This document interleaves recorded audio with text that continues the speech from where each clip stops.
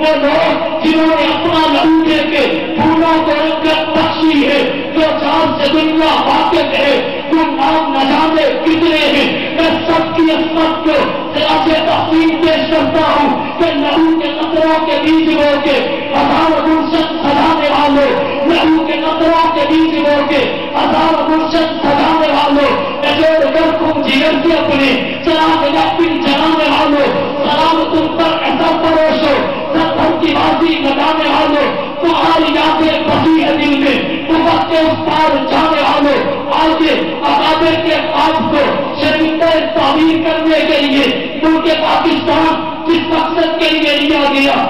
مقصد کو حاصل کرنے کے لیے ملک پاکستان کو دوبارہ صحیح معنوں میں آزاد کرنے کے لیے جد و جہد کریں اور یہ عزم لے کے میدان میں نکلے کہ اس شیر مجاہد ہوش میں آ، تعمیر خلافت پیدا کر، اس شیر مجاہد ہوش میں آ، تعمیر خلافت پیدا کر، جو فرقے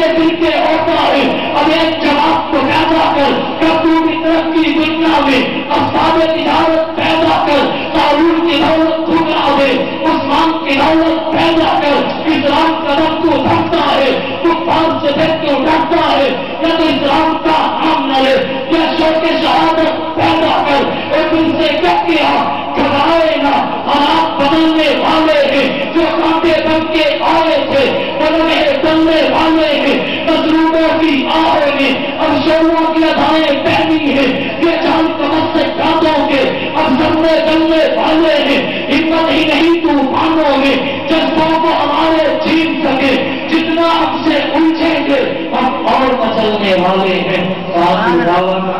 نعرے تکبیر، اللہ اکبر، سبیلنا سبیلنا،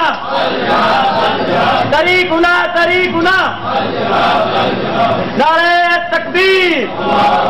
شان رسالت، شان صحابہ۔ یہ تھے مقرر دل پذیر